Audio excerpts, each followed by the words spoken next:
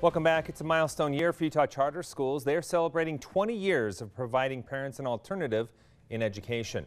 Bethany Blair is with Red Apple Financial in the charter school industry. She's here to talk more about the impact of charter schools here in our community. Bethany, thanks so much for being here. Appreciate having you. Thanks for having me. Let's go back 20 years. How did this all begin? So 20 years ago, there was charter schools elsewhere in the country, and that was going on. And people in Utah looked at that and said, I think that it might be a good thing for us. We're looking for a way to innovate, to enrich our system that we have already.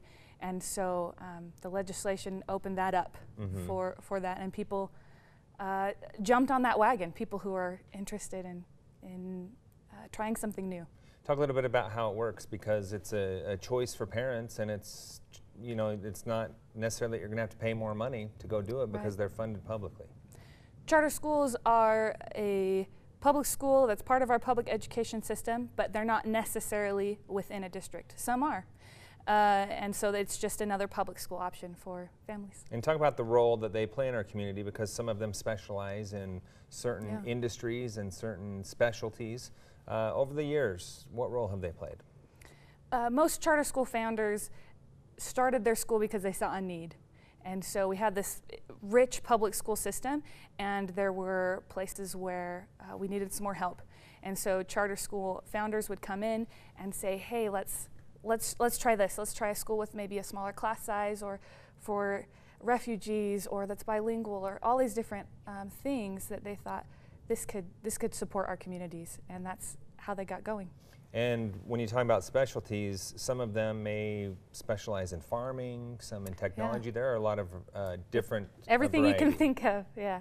And how has that helped with a child's education?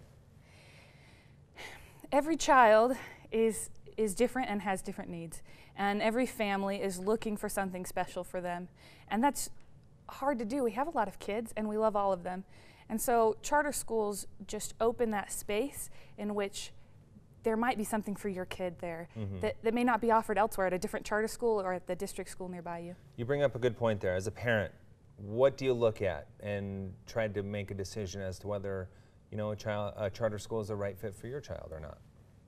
I think most charter schools really emphasize their community, and I think a lot of parents are really drawn. They'll go into a school, their neighborhood school, their charter school, and they'll choose based on what feels right for them, where they think, my kid's going to be happy here, and that's what's going to help them succeed. Charter schools have come a long way in 20 years. Where are they going to go in the next 20?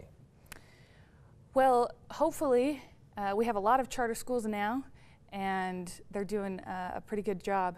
And so any charter schools that would come in the future would just fill any more needs that our system has.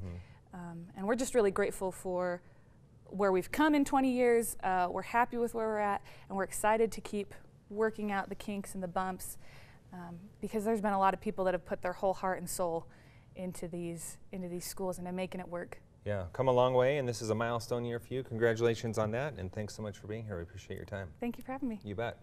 Still to come, President Trump turns to Twitter following the conviction of his former campaign manager.